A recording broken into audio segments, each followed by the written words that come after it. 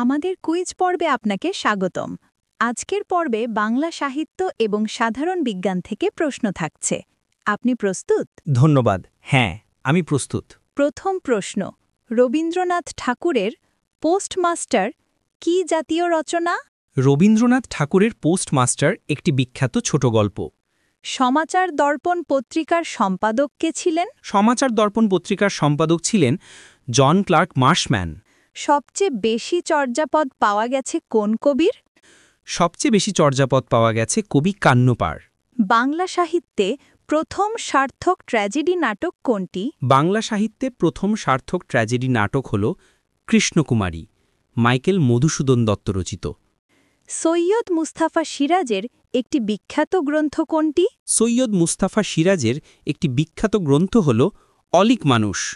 এবার বিজ্ঞান থেকে প্রশ্ন, প্রাকৃতিক গ্যাসের প্রধান উপাদান কি? প্রাকৃতিক গ্যাসের প্রধান উপাদান হল মিথেন। প্রোটিন তৈরি হয় কোন অ্যাসিড হতে? অ্যামিনো অ্যাসিড দিয়ে প্রোটিন তৈরি হয়। মানবদেহে লোহিত কণিকার আয়ুষ্কাল কতদিন?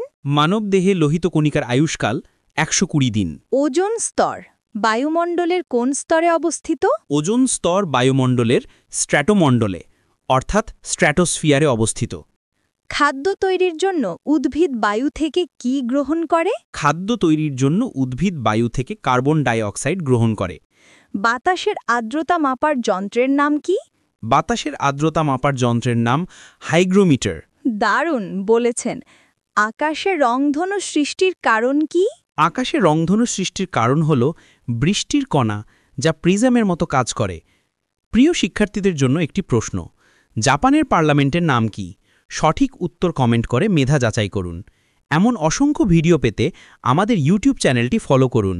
সম্পূর্ণ ভিডিও দেখার জন্য সবাইকে অসংখ্য ধন্যবাদ।